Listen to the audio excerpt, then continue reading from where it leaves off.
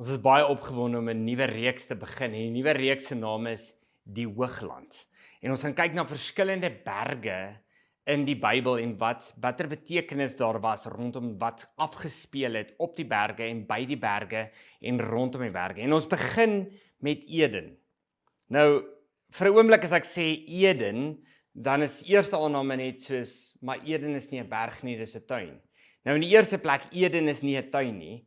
Eden is heel moontlik 'n landstreek of dis 'n berg. Die tuin van Eden is die tuindeel. Goed, so net daai onderskeid is belangrik om te neem. So die tuin van God, die tuin van Eden, Eden moet dan iets groter wees as die tuin. Ook word dit gesê in Genesis baie duidelik dat die tuin is gestel aan die ooste kant. Nou, as ons Jesegiel 28 lees, in Jesegiel 28 kom daar 'n oordeelsuitspraak oor die koning van Tyrus. Maar luister 'n bietjie fyn wat staan alles hier en dink 'n bietjie oor, verwys dit nie na iemand wat dit jou dalk kan herinner nie. Jy was in Eden, die tuin van God.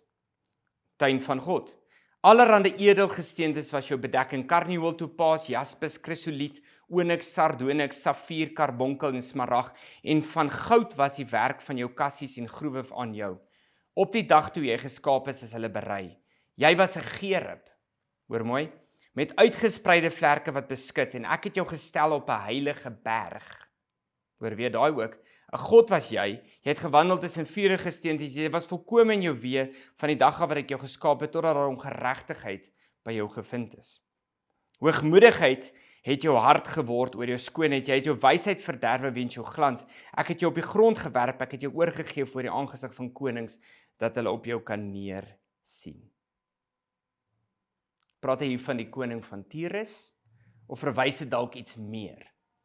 Ek glo, wat hier staan, is dit verwys na die Satan. Dit verwys na die val van die duiwel. Maar meer nog, as jy nog 'n bietjie dieper krap, dan sien jy, hy was gestel in Eden op die heilige berg van die Here. Daarmee saam het jy bewyse in Genesis 1 en 2 dat uit die tuin vloei daar riviere na verskillende landstreke toe. Presies soos 'n berg sal maak as jy oor 'n berg dink. As jy dink oor 'n berg, aan 'n berg, riviere ontspruit gewoonlik bo op 'n berg en vloei dan na verskillende dele. Ook verskillende dele word genoem as landstreke. Dit sê die land van Havilah waar die goud is. Daar sien ons, as jy hoog op 'n berg staan, kan jy ver sien, jy kan landstreke sien, jy kan plateaus en vlaktes sien. Hier in die Bybel staan in soveel woorde, jy was in Eden en dan later op 'n heilige berg het ek jou gestel. So my aanname is dat Eden 'n berg is, maar meer as dit, dis die plek waar God die mens stel om die perfekte plek te skep, die tuin van Eden wat hulle moet bewerk en bewoon.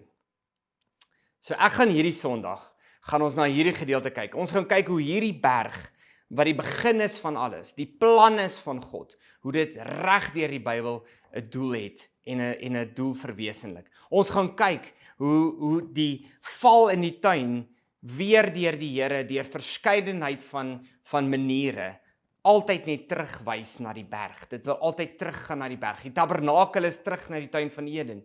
Die verlossing wat ons ontvang op 'n berg.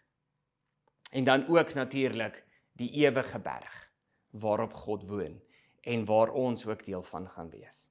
Kom geniet hierdie reeks, kom geniet die openbaring in hierdie reeks wat weer nuwe perspektiewe vir ons gaan bring en wat ons weer saam gaan groei en ontdek. Ek sien julle Sondag.